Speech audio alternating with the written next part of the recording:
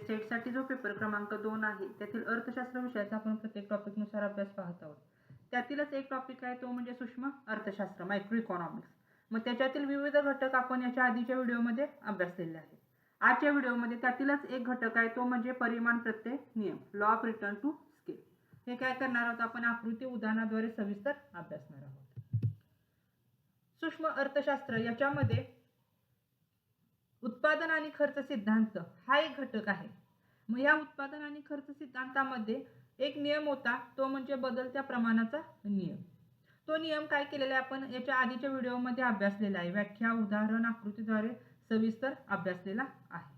त्यानंतर त्यातीलच एक नियम आहे तो म्हणजे परिमाण प्रत्यय नियम, law of return to scale. तो काय करणार आहोत आपण अभ्यासणार आजच्या व्हिडिओमध्ये अभ्यासणार आहोत. आता बदलत्या परिमाणाचा नियम आणि परिमाण प्रत्यय नियम याच्यामध्ये काय फरक आहे तर बदलत्या प्रमाणाचा नियम जो आहे तर त्याच्यामध्ये काय केलेले आहे तर उत्पादनाचे जे घटक आहेत त्याच्यामध्ये एकच उत्पादनाचा घटक बदलता ठेवून उत्पादनावरती कोणता परिणाम होतो हे काय केलेलं आहे त्याच्यामध्ये स्पष्ट केलेलं आहे. म्हणजे उत्पादनाचे जे घटक आहेत त्याच्यापैकी काय केलेलं आहे उत्पादनाचे 4 घटक आहेत त्याच्यापैकी एकच घटक काय केलेला आहे बदलता ठेवलेला आहे आणि तो बदलता ठेवल्यामुळे जे उत्पादनामध्ये काय परिणाम होतो काय बदल होतो त्याचं काय केलेलं आहे त्या बदलत्या प्रमाणाच्या नियमामध्ये विश्लेषण केलेलं आहे. आणि बदलत्या प्रमाणाचा नियम हा अल्प काळाशी संबंधित आहे. म्हणजे अल्प काळात उत्पादनात कसे बदल होतात त्याचं विश्लेषण करतो.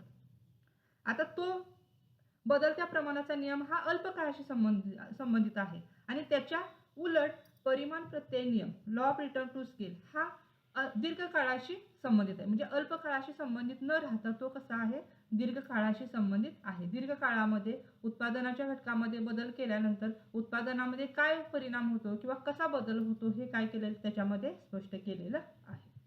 आता बदलत्या परिमाणाच्या नियमामध्ये सुद्धा 3 अवस्था सांगितलेल्या आहेत. तशाच परिमाण प्रत्यय नियमामध्ये सुद्धा काय आहे 3 अवस्था सांगितलेल्या आहेत.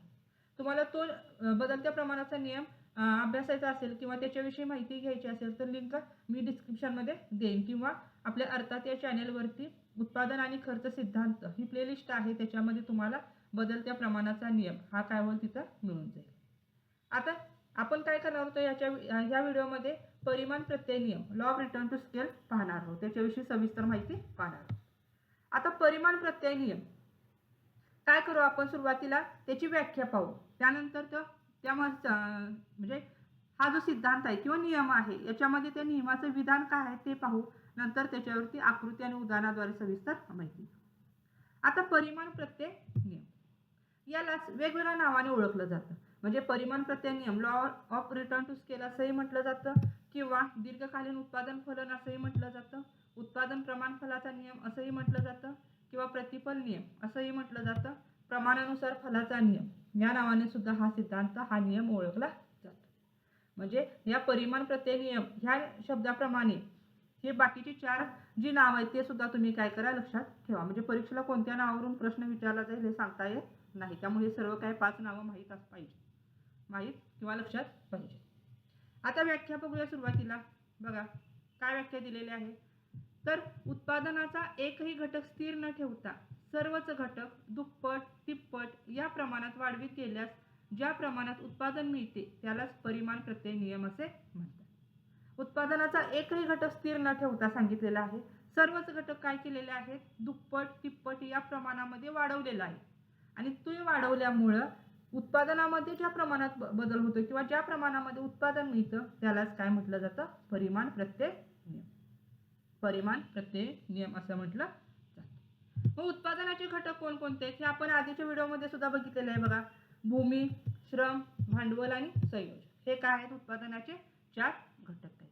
आणि ह्या 4ही घटकामध्ये व्याख्येमध्ये काय सांगितलेलं आहे या 4ही घटकामध्ये जे 4ही घटक आहेत ते घटक स्थिर न ठेवता त्याच्या 4पैकी कोणताही घटक स्थिर ठेवायचा नाही. स्थिर न ठेवता सर्वच घटक एकाच वेळी दुप्पट तिप्पट म्हणजे सम प्रमाणात वाढवित गेल्यास उत्पादन कसं मिळतं हे याचा काय केला जातो या परिमाण प्रत्यय नियमामध्ये अभ्यास केला जातो. म्हणजे बदलत्या प्रमाणाच्या नियमामध्ये उत्पादनाचे जे 4 घटक आहेत भूमी, श्रम, भांडवल आणि संयोजन यापैकी काय केलेलं आहे एक घटक काय केलेला आहे बदलता ठेवलेला आहे आणि परिमाण प्रत्यय नियमामध्ये चारही घटक काय केलेले आहेत, बदलते ठेवलेले आहेत. म्हणजे कोणताही घटक स्थिर ठेवलेला नाही, सगळे घटक सारख्या प्रमाणात वाढवित गेलेले आहे. आणि त्याच्यामुळे उत्पादन कशा प्रकारे मिळत जातं किंवा उत्पादनावर काय परिणाम होतो, कोणता उत्पादन संबंध मिळतो, याचं विश्लेषण ह्या परिमाण प्रत्यय नियमामध्ये केलेलं आहे.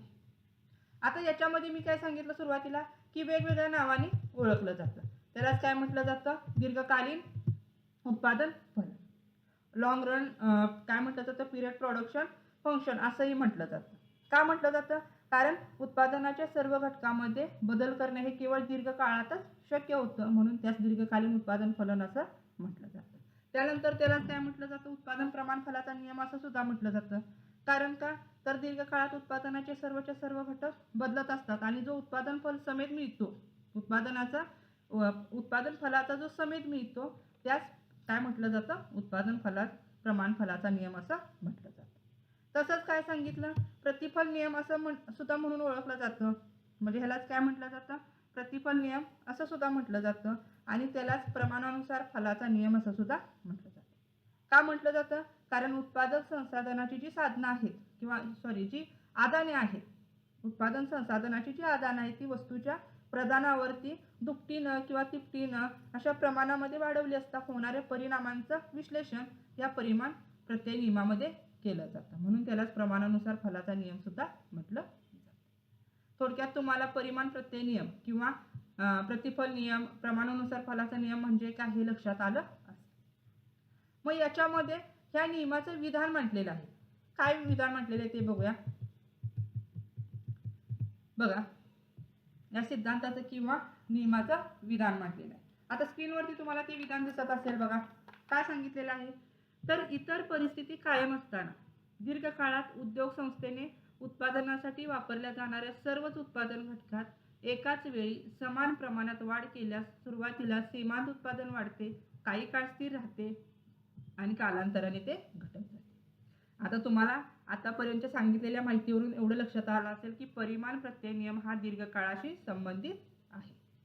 म्हणजे ह्याच्यामध्ये काय आहे, तर दीर्घकाळात उद्योग संस्थेने उत्पादनासाठी वापरल्या जाणाऱ्या, उद्योग संस्थेने काय केलेलं आहे, उत्पादन एखाद्या वस्तूचं उत्पादन घ्यायचं आहे, त्या उत्पादनासाठी वापरल्या जाणाऱ्या सर्वच उत्पादन घटकात, सर्वच म्हणजे जे चारही उत्पादनाचे घटक आहेत, भूमी, श्रम, भांडवल आणि संयोजक किंवा संघटक, या चारही घटकामध्ये एकाच वेळी, बघा विधानामध्ये काय सांगितलेलं आहे, तर चारही घटकामध्ये एकाच वेळी समान प्रमाणात वाढ केल्यास, समान प्रमाणात म्हणजे समजा दुपटीनं वाढवलं किंवा तिपटीनं वाढवलं तर असे समान प्रमाणात वाढ केल्यास सुरुवातीला काय होतं, सीमांत उत्पादन वाढतं. प्रथमतः काय अवस्था दिसून येते, तर सीमांत प्रतिफल वाढतं किंवा सीमांत उत्पादन वाढतं. त्यानंतर काय होतं, काही काळ स्थिर राहतं. ते काय होतं, काही काळ स्थिर राहतं आणि कालांतराने ते घटत जातं. बघा, मी सुरुवातीला सांगितलं होतं की बदलत्या प्रमाणाच्या नियमामध्ये जशा 3 अवस्था दिसतात, पहिली अवस्था, दुसरी अवस्था, तिसरी अवस्था, त्याच पद्धतीने परिमाण प्रत्यय नियमामध्ये सुद्धा 3 अवस्था दिसतात. त्या 3 अवस्था कोणत्या, तर पहिल्यांदा काय होतं, सीमांत उत्पादन वाढतं, दुसरी अवस्था कोणती होते, तर स्थिर राहतं आणि तिसऱ्यांदा काय होतं, ते घटत जातं, हळूहळू कमी कमी होत जातं. म्हणजे याच्यामध्ये काय केलेलं आहे, ह्या परिमाण प्रत्यय नियमामध्ये तर उत्पादनाचा एकही घटक स्थिर ठेवलेला नाही, सगळे घटक काय केलेले आहेत, बदलते ठेवलेले आहेत. आणि प्रमाण कसं ठेवलेलं आहे, समान प्रमाणामध्ये वाढ केलेली आहे, त्याच्यामध्ये समान प्रमाणात वाढ केलेली आहे आणि त्यावेळेला काय होतं, उत्पादनामध्ये 3 अवस्था दिसून येतात. आता तुम्हाला इथं जरी अवघड वाटत असेल तर आपण पुढे उदाहरण घेणार आहे, त्या उदाहरणावरून तुम्हाला नक्की हे समजून येईल. थोडक्यात तुम्हाला परिमाण प्रत्यय नियमाचं विधान लक्षात आलं असेल किंवा हा नियम लक्षात आला असेल. काय सांगितलेलं, म्हणजे एखाद्या उद्योग संस्थेनं उत्पादनाच्या सर्वच घटकात सारख्या प्रमाणात वाढ केल्यास मिळणाऱ्या उत्पादन फलास परिमाण प्रत्यय नियम किंवा प्रतिफल नियम असं म्हटलं जातं. मग बदलत्या प्रमाणाच्या नियमापेक्षा हा काय नियम कसा आहे, समप्रमाणाचा नियम आहे. म्हणजे वेगळा आहे, कारण बदलत्या प्रमाणाच्या नियमामध्ये जेव्हा काही परस्पर सहकार्य करणारे उत्पादन घटक वाढवलेले असतात किंवा कमी केलेले असतात तेव्हा किमान एक घटक स्थिर राहतो, त्यामुळे त्याच्यातील त्या घटकातील गुणोत्तर कसे असतात, बदलतात. परंतु इथं काय केलेलं आहे, सर्वच घटकांमध्ये बदल केलेला आहे. थोडक्यात नियम तुमच्या लक्षात आला असेल. आता त्यानंतर आपण ह्या नियमामध्ये काही गृहीत मांडलेली आहेत. काही गोष्टी गृहीत धरलेल्या आहेत त्याही आपण पाहूया. बघा सिद्धांताचे किंवा नियमाचे गृहीत. आता काय गृहीत धरलेला आहे तर दीर्घकाळात हा नियम लागू होतो. आता बदलत्या प्रमाणाचा नियम हा अल्प काळामध्ये लागू होतो, परंतु परिमाण प्रत्यय नियम हा दीर्घकाळामध्ये लागू होतो. याचा संबंध कशाशी आहे तर दीर्घकाळाशी आहे. दीर्घकाळामध्ये उत्पादनामध्ये कशा पद्धतीने बदल होतो याचं स्पष्टीकरण हा नियम देतो. त्यानंतर पुढे आहे उत्पादनाचे तंत्र स्थिर आहे. याच्यामधील जी तांत्रिक स्थिती आहे ती कशी असते स्थिर असते. कोणत्याही प्रकारचा तांत्रिक बदल ह्या उत्पादनामध्ये होत नाही. त्यानंतर पुढे काय गृहीत धरलेलं आहे तर मापन भौतिक एककात केलं जातं. म्हणजे याच्यामध्ये जे मापन आहे ते भौतिक एककामध्ये केलं जातं. म्हणजे विशिष्ट भौतिक एककामध्ये हे काय केलं जातं याचं उत्पादनाचं मापन केलं जातं. त्यानंतर पुढे काय गृहीत धरलेलं आहे तर पूर्ण स्पर्धेचे अस्तित्व. म्हणजे ह्या नियमामध्ये पूर्ण स्पर्धा अस्तित्वात आहे किंवा पूर्ण स्पर्धेची परिस्थिती अस्तित्वात असते असं काय केलेलं आहे गृहीत धरलेलं आहे. त्याच्या व्यतिरिक्त याच्यामध्ये काय गृहीत धरलेलं आहे तर उत्पादनात केवळ ज्यांना मूल्य असेल असेच घटक काय केले जातात तिथं विचारात घेतले जातात आणि अवजारांच्या सहाय्याने इथं काय केलं जातं उत्पादन घेतलं जातं. त्याचबरोबर संघटक हा एक घटक सोडून इतर सर्व घटक बदलते मांडलेले. आता विधानामध्ये काय सांगितलेले चारही घटक बदलते ठेवलेले आहेत. चारही घटकामध्ये बदल होतो, परंतु संघटक हा असा घटक आहे तो एकच घटक आहे. त्याच्यामध्ये वाढही होत नाही किंवा त्याच्यामध्ये कमी होत नाही, घटही होत नाही. त्यामुळे तिथं काय केलेलं आहे संघटक हा घटक सोडून इतर सर्व घटक बदलते मांडलेले आहेत.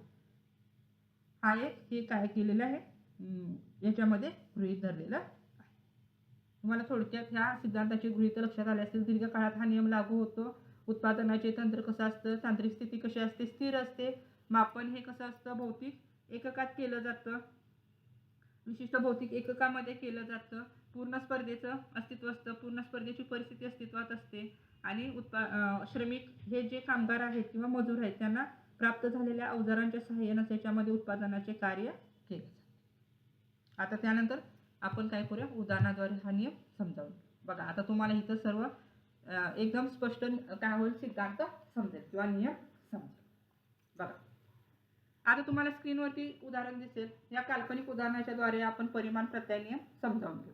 बघा आता इथं सुरुवातीला उत्पादन घटकांच्या मात्रा दिलेल्या आहेत 1 2 3 4 असं 8 मध्ये दिलेले 6 7 8. त्यानंतर श्रमिक आहेत. श्रमिक म्हणा श्रम म्हणा किंवा मजूर म्हणा किंवा कामगार म्हणा हे कसे दिलेले आहेत 2 4 6 8 10 म्हणजे हे दुप्पट दिले 2च्या पटीत दिलेले. त्यानंतर भूमी दिलेले आहेत. भूमी एकरमध्ये दिलेले आहे किंवा जमीन म्हणू शकता तुम्ही. कशी दिलेले आहे 1 एकर 2 एकर 3 एकर 4 एकर. त्यानंतर इथं एकूण उत्पादन दिलेलं आहे क्विंटलमध्ये दिलेलं आहे.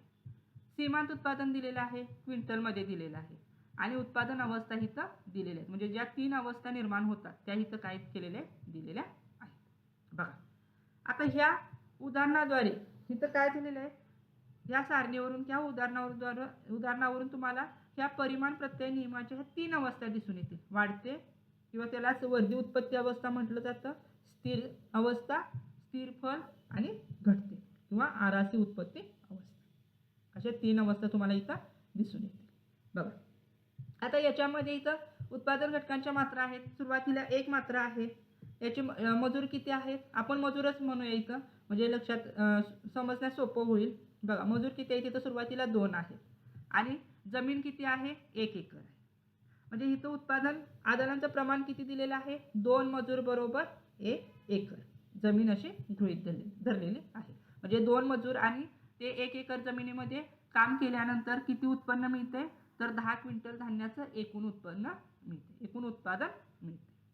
मग हे जे प्रमाण घेतलेलं आहे ते प्रमाण हे सुरुवातीला जे प्रमाण घेतलेलं आहे म्हणजे 2 मजूर आणि 1 एकर जमीन हे जे प्रमाण घेतलेलं आहे ते शेवटपर्यंत एकसारखंच आहे. म्हणजे याच्यामध्ये दुप्पट मजूर कसे आहे दुप्पट 2च्या पटीत वाढत गेलेले आहेत. म्हणजे दुप्पट काय झालेले आहेत ते 2च्या पटीत म्हणजे 2 4 600 वाढत गेलेले आहेत. शेवटी 16 मजूर आणि जमीन किती आहे इथं 8 एकर जमीन आहे. हे प्रमाण सुरुवातीला जे होतं 2 मजूर आणि 1 एकर जमीन तेच काय आहे इथं शेवटी पण राहिलेलं आहे. याच्यामध्ये बदल केलेला नाही, बदल झालेला नाही. आणि याच्यानंतर इथं काय केलेलं आहे हे जे उत्पादन मिळालेलं आहे ते धान्याचं उत्पादन हे एकूण उत्पादन आहे क्विंटलमध्ये इथं दिलेलं आहे. 10 21 33 क्विंटल 46 क्विंटल 59 क्विंटल हे दिलेलं आहे. त्यानंतर याच्यातून जे मिळणारे सीमांत उत्पादन आहे ते सुद्धा कसं दिलेलं आहे इथं क्विंटलमध्ये दिलेलं आहे.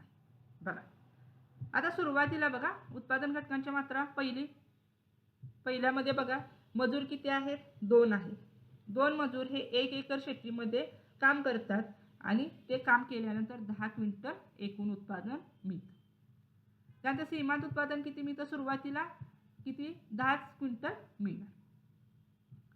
त्यानंतर बघा दुसरी मात्रा घ्या. दुसऱ्या मात्रेला काय झालेलं आहे मजूर वाढलेले आहेत. किती झालेले आहे तिथं 4 झालेले आहेत. 4 मजूर 2 एकर जमीन पण किती झालेली आहे 1 एकरने वाढलेले आहे. म्हणजे 2 एकर जमिनीमध्ये काम केल्यानंतर किती एकूण उत्पादन मिळते तर 21 क्विंटल धान्याचं उत्पादन मिळते. आणि सीमांत उत्पादन किती मिळालेलं आहे तर 11 क्विंटल उत्पादन मिळालेलं आहे. आता सीमांत उत्पादन कसं काढलं जातं तर एकूण उत्पादन जे आहे त्याच्यातील जवळच्या 2 उत्पादनांच्या फरकातील फरकातील संख्या किंवा जो फरक येतो त्यातून काय होतं सीमांत उत्पादन मिळतं. म्हणजे सुरुवातीला बघा पहिल्या मात्रेला एकूण उत्पादन 10 होतं मग सीमांत उत्पादन सुद्धा काय असणार आहे सुरुवातीला समानच राहणार आहे 10 क्विंटलच राहील. परंतु दुसऱ्या मात्रेला काय झालेलं आहे एकूण उत्पादन किती मिळालेलं आहे 21 क्विंटल आणि सीमांत उत्पादन कसं काढलं तर हे एकूण उत्पादन ह्या जवळच्या दोन म्हणजे हे पहिली मात्रा आणि दुसरी मात्रा याच्यातील जो फरक आलेला आहे तो दुसऱ्या मात्रेचा सीमांत उत्पादन मिळालेला आहे. म्हणजे 21 आणि 10 मधील फरक किती आला तर 11 फरक आला तो या दुसऱ्या मात्रेचं सीमांत उत्पादन मिळालेलं आहे. त्या तिसरी मात्रा बघा मजूर किती आहेत 6 आहेत. भूमी किती आहे 3 एकर आहे. भूमी किती आहे 3 एकर आहे. हे उपयोगात आणल्यानंतर एकूण उत्पादन किती मिळालेलं आहे तर 33 क्विंटल उत्पादन मिळालेलं आहे. आणि सीमांत उत्पादन किती मिळालं तर 12 क्विंटल मिळालेलं आहे. कसं मिळालं तर तिसरी मात्रा आणि दुसरी मात्रा यांच्यातील फरक किती आलेला आहे तर 12 क्विंटल आलेला आहे. ते काय झालं सीमांत उत्पादन. त्यानंतर पुढे बघा चौथी मात्रा बघा मजूर किती आहेत 8 मजूर आहेत. भूमी किती आहे 4 एकर भूमी उपयोगात आणलेली आहे. त्यावेळेला एकूण उत्पादन किती मिळालं तर 46 क्विंटल मिळालेलं आहे. आणि सीमांत उत्पादन किती मिळालं तर 4 आणि 3 मात्रा यांच्यातील फरक किती आलेला आहे 13 क्विंटल हे काय झालेलं आहे सीमांत उत्पादन मिळालेलं आहे.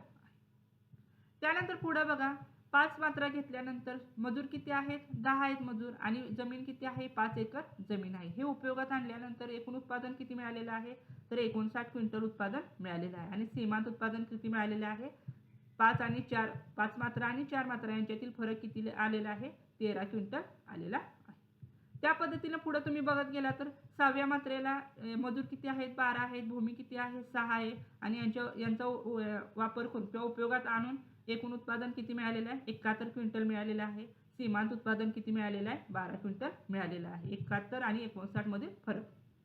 त्यानंतर 7 मध्ये 14 मजूर आहेत. भूमी किती आहे 7 एकर आहे आणि एकूण उत्पादन किती मिळालेलं आहे 82 क्विंटल आणि सीमांत उत्पादन किती मिळालेलं आहे 11 क्विंटल. आणि 8व्या मात्रेला काय झालेलं आहे तर मजूर किती आहेत 16 आहेत आणि भूमी किती आहे 8 एकर आहे आणि एकूण उत्पादन किती मिळालेलं आहे 92 क्विंटल मिळालेलं आहे आणि सीमांत उत्पादन किती आलेलं आहे 10 क्विंटल. आता तुम्ही निरीक्षण केलं तर तुम्हाला कळून येईल इथं एकूण उत्पादन इथं काय झालेलं आहे पहिल्या मात्रेपासून इथं शेवटच्या मात्रेपर्यंत एकूण उत्पादन वाढत गेलेलं आहे. परंतु सीमांत उत्पादन वाढत गेलेलं आहे का तर नाही. सीमांत उत्पादन वाढत गेलेलं नाही. सीमांत उत्पादन हे पहिल्या मात्रेला दुसऱ्या तिसऱ्या आणि चौथ्या मात्रेला काय झालेलं आहे इथं वाढत गेलेलं आहे. 10 11 12 आणि 13 इथपर्यंत काय झालेलं आहे वाढत गेलेलं आहे. म्हणजे इथंच काय झालं तर पहिली अवस्था दिसून आली. कोणती अवस्था तर वाढते फळ ही अवस्था. विधानामध्ये आपण बघितलं होतं की उत्पादन घटकामध्ये बदल केल्यानंतर पहिल्यांदा काय होतं सुरुवातीला सीमांत उत्पादन कसं होतं वाढतं. इथं काय झालेलं आहे पहिली अवस्था सीमांत उत्पादन वाढलेलं आहे. कालांतराने ते काय होतं स्थिर राहतं. बघा आता स्थिर कुठं राहिलेलं आहे तर इथं चौथ्या मात्रेला 13 आहे आणि 5व्या मात्रेला सुद्धा काय झालेलं आहे स्थिरच राहिलेलं आहे म्हणजे 13च राहिलेलं आहे. म्हणजे इथं काय झालं ही दुसरी अवस्था दिसून आली. इथं उत्पादनाचं काय झालेलं आहे उत्पादन स्थिर राहिलेलं आहे. स्थिर फलाची अवस्था दिसून आलेली आहे. त्यानंतर आता याची कारणं काय ते आपण पुढे पाहणारच आहोत. वाढलेलं का आहे स्थिर का राहिलं आणि घटत काय गेलं हे आपण पुढे पाहणारच आहोत. बघा त्यानंतर 6 7 आणि 8 ह्या मात्रेला काय झालेलं आहे बघा. आता इथं 5व्या मात्रेला सीमांत उत्पादन 13 होतं 13 क्विंटल. परंतु 6व्या मात्रेला इथं वाढलंय का तर नाही. इथं काय झालं कमी झालं. 6व्या मात्रेला कमी झालं म्हणजे 12 क्विंटल झालं. त्याच्यापेक्षा 7व्या मात्रेला सुद्धा कमी झालं, 11 क्विंटल झालं आणि 8व्या मात्रेला आणखी कमी झालं, 10 क्विंटल झालं. मग हे काय झालेलं आहे, इथं घटत गेलेलं आहे, कमी कमी होत गेलेलं आहे. इथं तिसरी अवस्था दिसून येते. म्हणजे पहिली अवस्था विधानामध्ये सांगितल्या पद्धतीनं पहिली अवस्था सीमांत उत्पादन सुरुवातीला वाढतं, इथं 3 अवस्थेमध्ये वाढलेलं आहे, त्यानंतर स्थिर राहतं, इथं 4थ्या 5व्या मात्रेला स्थिर राहिलेलं आहे आणि 6, 7, 8 मात्रेला काय झालेलं आहे, घटत गेलेलं आहे, कमी कमी होत गेलेलं आहे. थोडक्यात तुम्हाला इथं नियम लक्षात आला असेल. काय नियम सांगितला होता की इतर परिस्थिती कायम असताना उत्पादनाचे जे सर्व घटक आहेत तर त्या सर्व घटकांमध्ये एकाच वेळी एकाच प्रमाणामध्ये बदल केल्यानंतर काय होतं, सुरुवातीला सीमांत उत्पादन वाढतं, इथं सीमांत उत्पादन वाढत गेलेलं आहे, त्यानंतर काही कालांतराने ती स्थिर राहतं, इथं स्थिर राहिलेलं आहे आणि नंतर काय होतं, ते घटत जातं. त्यालाच काय म्हटलं जातं, परिमाण प्रत्यय नियम असं म्हटलं जातं. आता हे का वाढत जातं, का घटतं, हे आपण पुढे ह्या तिन्ही अवस्था सविस्तर माहिती घेणार. थोडक्यात तुम्हाला हा नियम लक्षात आला असेल. त्यानंतर आपण बघा आकृतीद्वारे समजावून घेऊ. बघा इथं आकृती दिलेली आहे, 3 अवस्था दिलेल्या आहेत. पहिली अवस्था इथं फर्स्ट स्टेज आहे, सेकंड आणि थर्ड. म्हणजे RPQS हे काय आहे, तर हे परिमाण प्रत्यय नियमाचा नियमाचा आराखडा आहे. म्हणजे याच्यावरून काय होतं, परिमाण प्रत्यय नियम लक्षात येतो. मग याच्यामध्ये बघा RP पहिली स्टेज आहे, पहिली वाढते फल आहे, PQ स्थिर आहे, बघा स्थिर राहिलेला आहे समान इथं, आणि QS काय झालेला आहे, इथं कमी होत गेलेलं आहे. या तिन्ही अवस्थावरून परिमाण प्रत्यय नियम तुम्हाला काय होतं, नियम तयार होतो. आकृतीद्वारे थोडक्यात समजलं असेल. आता त्यानंतर बघा आपण या तिन्ही अवस्था बघितल्या होत्या, तिन्ही अवस्थांची थोडक्यात मी इथं माहिती देते. आता पहिली अवस्था कोणती बघितली आपण, वाढते फल इन्क्रीजिंग, स्थिर फल किंवा स्थिर फलन कॉन्स्टंट, आणि घटते फल डिक्रीजिंग. आता बघा वाढते फल, आता वाढते फल यालाच काय म्हटलं जातं, वर्धी उत्पत्ती अवस्था, वाढते फल किंवा वर्धी उत्पत्ती अवस्था. मग याच्यामध्ये दीर्घकाळात आपण काय नियम बघितला, तर दीर्घकाळात उत्पादनाचे सर्व घटक त्याच्या आपापसातील प्रमाण कायम ठेवून वाढवित केल्यास काय होतं, तर ते वाढत जातं. मग आपण उदाहरणामध्ये बघितलं की 4थ्या मात्रेपर्यंत ते काय झालेलं आहे, इथं वाढत गेलेलं आहे. एकूण उत्पादन पण वाढत गेलेलं आहे आणि सीमांत उत्पादन पण काय झालेलं आहे, वाढत गेलेलं आहे. म्हणजे उत्पादन घटकांचे प्रमाण जसं वाढवत जाईल त्यापेक्षा जास्त प्रमाणात उत्पत्ती काय होत जाते, वाढत असते. त्याच्यापेक्षा जास्त प्रमाणात म्हणजे उत्पादन घटक आपण इथं काय केलेले आहेत, भूमी आणि श्रमिक कसे दुप्पट किंवा 2च्या पटीत वाढवलेले आहेत, तिथं श्रमिक मजूर, पण इथं उत्पादन तसं 2च्या पटीत वाढलेलं आहे का, तर नाही. बघा इथं काय झालेलं आहे, एकूण उत्पादन 10 आहे, पुन्हा इथं काय व्हायला पाहिजे होतं, 20 व्हायला पाहिजे होतं, परंतु तसं आहे का, तर नाही, इथं 21 आहे. म्हणजे दुपटीपेक्षा इथं जास्तने वाढलेलं आहे. इथं पुन्हा 33 झालेलं आहे, 21 इथं दुप्पट झालेलं आहे का, तर नाही. 21 पेक्षा इथं काय झालेलं आहे, 10 पेक्षा इथं काय झालेलं आहे, वाढलेलं आहे.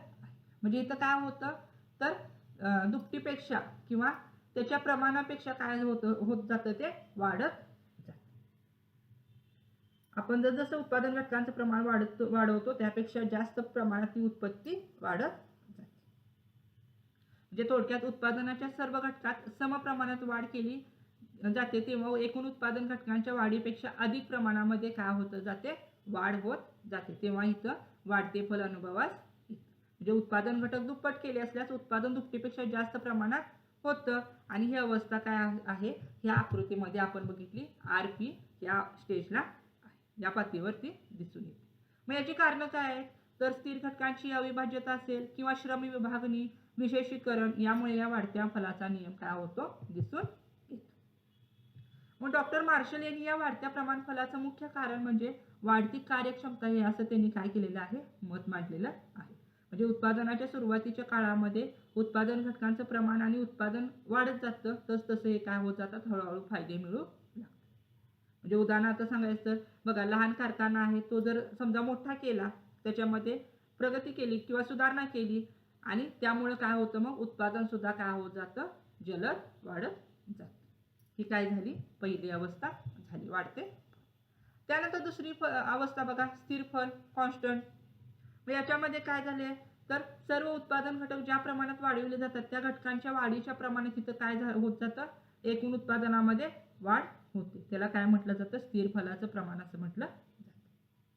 म्हणजे उत्पादन घटक जर 2 पटीने वाढवले तर उत्पादनही 2 पटीचंच वाढतं. उत्पादनाच्या सर्व घटकांमध्ये 20% वाढ केली तर उत्पादनात सुद्धा काय होते? 20% वाढ होत असते. त्याला स्थिर प्रमाण फलाची प्रवृत्ती असे म्हणतात. म्हणजे ह्या उदाहरणामध्ये तुम्हाला दिसत असेल इथं काय झालेलं आहे, तर उत्पादनाचे इथं काय झालेलं आहे, समान प्रमाणामध्ये इथं काय झालेले वाढ झालेली आहे. म्हणजे उत्पादन कार्यात विविध प्रकारचे फायदे आणि तोटे सारखेच होतात तेव्हा स्थिर प्रमाण फलाची प्रवृत्ती इथं काय होते? आढळ. स्थिर प्रमाण फलाची अवस्था ही त्याच्यामध्ये काय फार काळ राहत नाही. म्हणजे ह्या सारणीमध्ये तुम्ही बघितलं तर 4थी आणि 5वी मात्रा याच्यामध्ये काय आहे? स्थिर फलाची अवस्था दिसून येते. आणि यालाच काय म्हटलं जातं? तर प्रथम श्रेणीचे सजातीय उत्पादन फलन असं म्हटलं जातं. आणि ही काही इथं कायम राहिली आहे का अवस्था? तर नाही. त्याच्यानंतर तिसरी अवस्था चालू झाली ती म्हणजे घटते फलाची अवस्था. तिसरी अवस्था सुरू झाली घटते फल, डिक्रीजिंग अवस्था सुरू झाली. मग ती का अवस्था सुरू झाली? तर उत्पादनामध्ये वापरले जाणारे जे घटक आहेत त्यांचा संयोग समान मात्रेत वाढवित राहिलो पण स्थिर प्रमाण फलानंतर ही काय झाली? घटते प्रमाण फल अनुभवास येते. काय येते? तर व्यवस्थापनामध्ये जे अडचणी असतील किंवा संसाधनांचा अतिवापर असेल या कारणामुळे काय होतं? त्याच्यामध्ये घटत्या फलाची अवस्था दिसून येते. म्हणजे सर्व उत्पादन घटकात ज्या प्रमाणात वाढ केली जाते त्यापेक्षा एकूण उत्पादन कमी प्रमाणात वाढतं आणि सीमांत उत्पादन काय होत जातं? घटक जातं. तेव्हा ह्या घटत्या फलाचा नियम दिसून येतो. बघा तुम्हाला इथं उदाहरणामध्ये दिसत असेल इथं काय झालेलं आहे, तर एकूण उत्पादन काय झालेलं आहे? कमी प्रमाणात वाढलेलं आहे परंतु काय झालेलं आहे? इथं कमी प्रमाणात वाढलेलं आहे. आणि इथं सीमांत उत्पादन सुद्धा काय झालेलं आहे? इथं वाढलेलं आहे का? तर नाही. इथं काय झालेलं आहे? घटत गेलेलं आहे. आणि मग इथं या 3, 6, 7 आणि 8 या मात्रेमध्ये घटत्या फलाची अवस्था दिसून येते. आणि आकृतीमध्ये जर बघितलं तर आपण इथं क्यू आणि एस ह्या स्टेजला, या तिसऱ्या स्टेजला काय होते? घटत्या फलाची अवस्था दिसून येते किंवा या क्यू एस या पातळीवरती ही घटत्या फलाचा नियम किंवा अवस्था दिसून येते. का दिसून येते सांगितलं? कारण जे श्रम विभागणी असेल किंवा विशेषीकरण असेल याच्या उत्पादनामध्ये जे अडथळे निर्माण होतात त्या अडथळ्यामुळं हे काय होतं? घटत्या फलाची अवस्था दिसून येते. म्हणजे थोडक्यात तुम्हाला ह्या तिन्ही अवस्था लक्षात आल्या असतील. पण काही अर्थशास्त्रज्ञांच्या मते संयोजक आणि बदलते घटक यांचे प्रमाण असंतुलित होतं त्यामुळे सुद्धा व्यवस्थापकीय अडचणी निर्माण होतात आणि त्यामुळे सुद्धा घटते प्रमाण फल आढळून. थोडक्यात तुम्हाला ह्या तिन्ही अवस्था लक्षात आल्या असतील. वाढते फल, स्थिर फल आणि घटते फल. थोडक्यात आणखी माहिती सांगते. वाढता परिमाण म्हणजे काय? तर उत्पादन घटक दुप्पट केले असता उत्पादन दुपटीपेक्षा काय होतं? जास्त वाढतं. जे तंत्रज्ञानाचा चांगला वापर असेल, कामाचे विभाजन असेल, कार्यक्षमतेत वाढ असेल, विशेषीकरण असेल, श्रम विभागणी असेल या घटकामुळे तिथं काय होते? वाढ होते. म्हणजे कारखान्यामध्ये जर कामगार आणि मशीन वाढवल्यावर उत्पादन 100 रुपयावरून तिथं 250 रुपये झालं तर तिथं काय झालं? वाढते फल पाहावस मिळते. त्यानंतर दुसरं आहे स्थिर फल. त्याच्यामध्ये काय बघितलं तर उत्पादन घटक वाढवले तर उत्पादन त्याच प्रमाणात वाढते. म्हणजे 20% वाढवलं तर ते उत्पादनामध्ये सुद्धा काय होते? 20% वाढ होते. घटक दुप्पट वाढवले तर उत्पादन सुद्धा काय होतं? दुप्पटच वाढतं. आणि तिसरा अवस्था बघितली घटते फल. मग याच्यामध्ये काय बघितलं तर उत्पादन घटक वाढवलं तरी सुद्धा उत्पादन कमी प्रमाणामध्ये वाढते परंतु काय होतं? कमी प्रमाणामध्ये वाढतं आणि सीमांत उत्पादन घटत जातं. का होतं? कारण व्यवस्थापनातील अडचणी, संसाधनाचा कार्यक्षम वापर ह्यासारखी कारणं आहेत. म्हणजे घटक उत्पादन कसं होतं? तर दुप्पट केलं तर उत्पादन फक्त काय होतं? इथं 1.5 वाढतं. म्हणजे याच्यामध्ये इथं काय दिसून येतं? तर घटत्या फलाची अवस्था दिसून येते. या तिन्ही अवस्था आपण इथं काय केलेले बघितले. याच्यावरून तुम्हाला परिमाण प्रत्यय नियम लक्षात आला असेल. आता यानंतर पुढे बघा ह्या सिद्धांतावरती किंवा ह्या नियमावरती काही अर्थतज्ञांनी काय केलेले आहेत? टीका केलेली आहे. म्हणजे काही अर्थतज्ञ काय म्हणतात? त्यांचं काय मत आहे की उत्पादनाचे घटक सारख्याच प्रमाणात वाढवणे अगर कमी करणे हे काही कारणामुळे शक्य होत नाही. ती कोणकोणती कारणं आहेत ती त्यांनी मांडलेली आहेत. बघा त्याच्यामध्ये काय सांगितलेलं आहे तर उत्पादन घटकांची कार्यक्षमता. आता या नियमाचं स्पष्टीकरण करताना उत्पादन घटकांचे सर्व नग हे एकजिन्सी असतात आणि त्यांची कार्यक्षमता समान असते असं गृहीत धरलेलं आहे किंवा असं म्हटलेलं आहे. परंतु प्रत्यक्षामध्ये तसं असत नाही.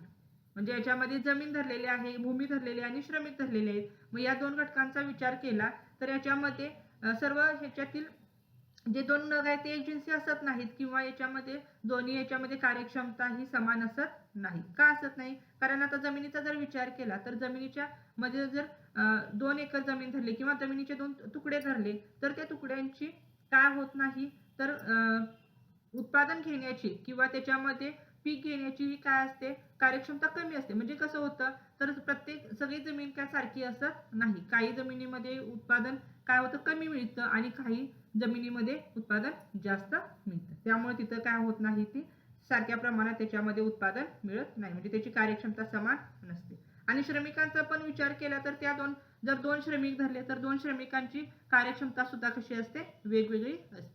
एकाची कार्यक्षमता आणि दुसऱ्याची कार्यक्षमता यांच्यामध्ये बराच काय होतं फरक दिसून येतो. त्यामुळे उत्पादन घटकांची कार्यक्षमता हा जो घटक आहे इथं काय होत नाही लागू पडत नाही. हा एक काय सांगितलं ह्या कारणामुळे इथं काय होतं तर ह्याच्यामध्ये जे कारण सांगितलेले आहेत अर्थतज्ञांनी की उत्पादनाचे घटक सारख्याच प्रमाणात वाढवणे किंवा कमी करणे ही शक्य होत नाही. त्याच्यातीलच हे काय आहे कारण आहे. त्यानंतर पुढे आहे बघा नियमाची कार्यवाही. आता दीर्घ काळामध्ये सर्वच उत्पादन घटकामध्ये काय केला जातो बदल घडवून आणला जातो. परंतु तो बदल घडवण्यासाठी म्हणजे सर्व उत्पादन घटक म्हणजे भूमी श्रम भांडवल आणि संघटक. आता संघटक ह्याच्यामध्ये काय होत नाही ती एकच आहे. त्याच्यामध्ये वाढ करणं किंवा कमी करणं याच्यामध्ये काही बदल होत नाही असं गृहीत धरलेलं आहे. परंतु इथं काय म्हटलेलं आहे काही अर्थतज्ञ काय म्हणतात की त्या सर्व घटकामध्ये बदल घडवून आणण्यासारखी परिस्थिती असेल तरच हा नियम कार्यवाहीत येतो. जर काही कारणाने स्थिर अथवा बदलत्या घटकांचा तुटवडा निर्माण झाला तर या नियमाच्या कार्यवाहीमध्ये काय होते अडथळा निर्माण होतो बाधा निर्माण होते. हे एक तरी कारण सांगितलेलं आहे. त्यानंतर पुढे सांगितलेलं आहे उत्पादन तंत्र. आता याच्यामध्ये उत्पादन तंत्र किंवा तांत्रिक स्थिती कशी मांडलेली आहे स्थिर मांडलेली आहे.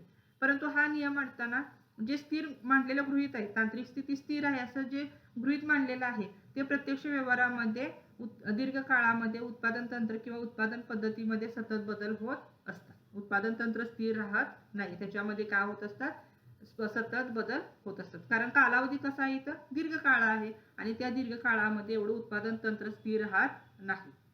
हे एक त्यांनी काय सांगितलेलं आहे कारण सांगितलेलं आहे. आणि ही जी उत्पादन तंत्र ही सतत बदलत असतं ही बाब या नियमामध्ये काय केलेली नाही विचारात घेतलेली नाही.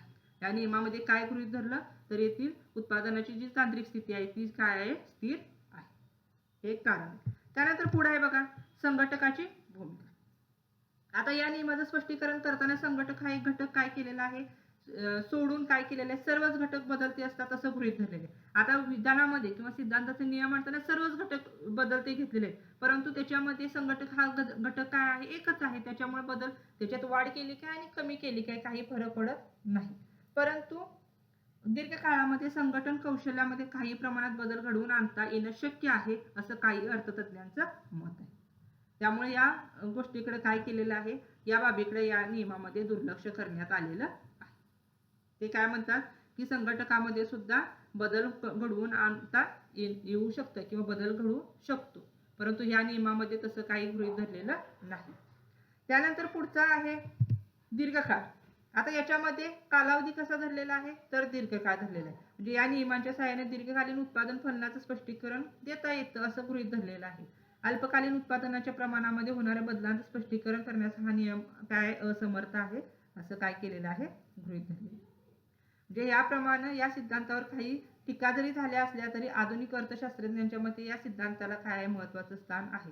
आणि काही उत्पादन घटक हे अविभाज्य आणि मर्यादित असले तरी या सिद्धांताच्या सहाय्याने उत्पादकाला काय होतं उत्पादन विषयक योग्य निर्णय घेता येतात.